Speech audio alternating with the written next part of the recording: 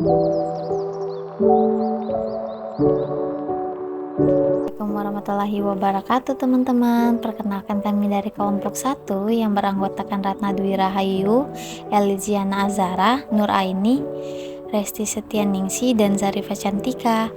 Pada kesempatan kali ini kami akan melakukan BLATS di NCBI dan belajar bagaimana membuat filogeni pada aplikasi Mega 11. Mungkin bagi kalian ini kedengaran asing kan dengan BLATS, NCBI, filogeni, dan aplikasi Mega 11.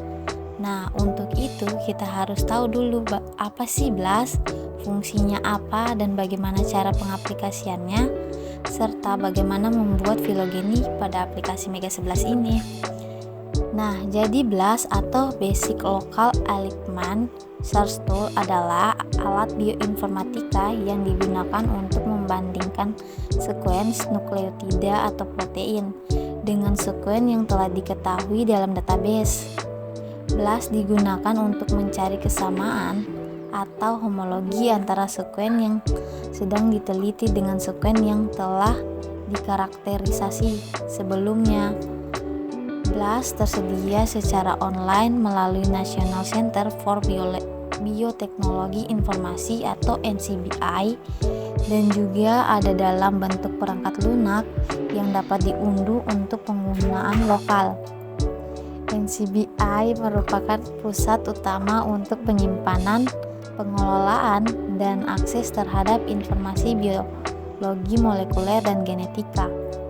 Nah, jadi sudah tahu kan apa itu BLAS dan fungsinya?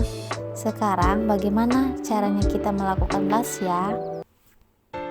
Yang harus kita siapkan adalah jaringan data, karena untuk mengakses sekuen DNA, kita harus memiliki jaringan. Yang kedua, install aplikasi Mega 11, karena di aplikasi ini kita akan membuat pohon filogenetik. Nah, langsung saja ke cara BLAS-nya. Yang pertama, kita menentukan dulu spesies apa yang ingin kita BLAS.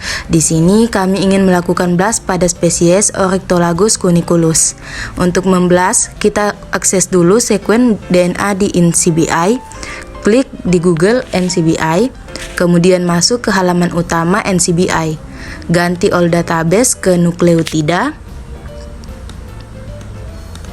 Kemudian masukkan nama spesies Oryctolagus cuniculus dan klik search. Nah, di sini kita bisa lihat banyaknya database dari spesies ini. Pilih yang pertama, klik langsung FASTA untuk mengakses langsung sekuen DNA-nya. Copy semua sekuennya, lalu kembali ke halaman utama NCBI. Klik pilihan BLAS. Beberapa pilihan telah tersedia di sini. Lalu klik nukleotida BLAS. Selanjutnya, pada kolom Enter Query ini merupakan tempat pengajuan sekuen yang kita miliki. Masukkan sekuen yang kita copy tadi ke kolom ini dan klik bagian bawah tulisan BLAS.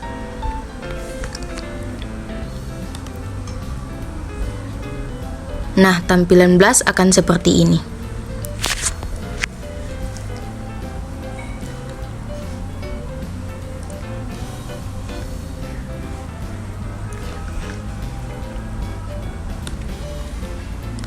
Nukleotida yang kita ajukan tadi akan dibandingkan dengan nukleotida yang ada di database secara keseluruhan, dan ini hasilnya. Pada deskripsi merupakan hasil BLAS-nya. Di sini ditampilkan nukleotida yang kemungkinan paling mirip dengan nukleotida database, hingga yang paling jauh kemiripan dan kekerabatannya. Pengurutan ini didasari dengan I-value-nya atau nilai signifikansi, di mana semakin kecil I-value, maka semakin dikatakan mirip dan berkerabat dengan sekuen yang kita masukkan tadi.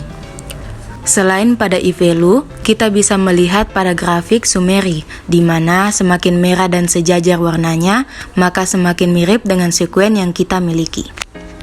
Nah, selanjutnya kita akan membuat pohon filogenetik di aplikasi Mega 11.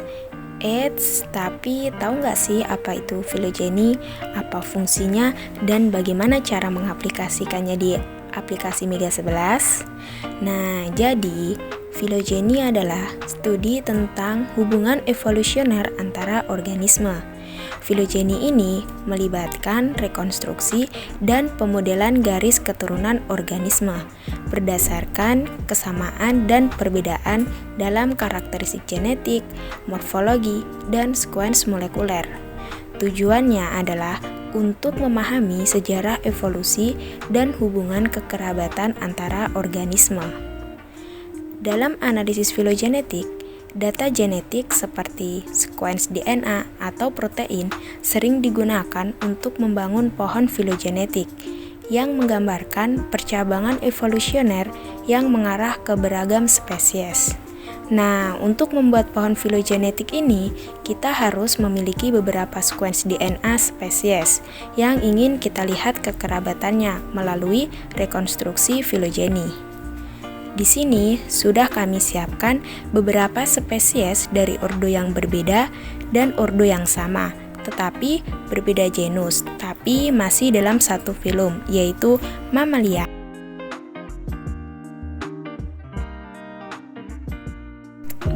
Nah, untuk memulai membuat pohon filogenetik, kita harus download dulu aplikasi Mega 11. Ini bisa kalian download secara gratis di Google. Setelah sudah terdownload, kalian buka aplikasi dan klik pilihan Align, Edit Build Alignment,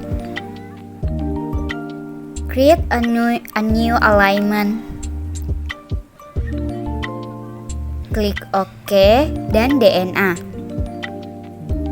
Kemudian paste 10 sekuens DNA spesies yang ingin dibuatkan pohon filogeninya. Kemudian paste di Mega tadi. Untuk pengambilan sekuens caranya sama ketika kita ingin melakukan blast ya teman-teman. Setelah dipaste, lakukan alignment crystal stow pada pilihan di atas. Tujuan alignment dalam membuat pohon filogenetik adalah untuk mempersiapkan data genetik seperti sekuens DNA atau protein sehingga dapat digunakan untuk membangun pohon filogenetik yang akurat. Alignment mengacu pada proses menyusun urutan sekuens genetik dari berbagai organisme atau spesies dalam posisi yang sesuai satu sama lain. Dengan melakukan alignment, kita dapat mengidentifikasi kesamaan dan perbedaan dalam sekuens genetik antara organisme. Nah, bagian yang kosong tersebut kita hapus supaya pensejajarannya sama. Setelah itu, kita save file yang sudah di alignment tadi dan masuk ke menu utama Mega 11. Dan klik pilihan menu filogenetik dan masukkan file tadi yang telah disimpan. Klik OK dan ubah pohon filogeni ke Bootstrap Consensus Tree.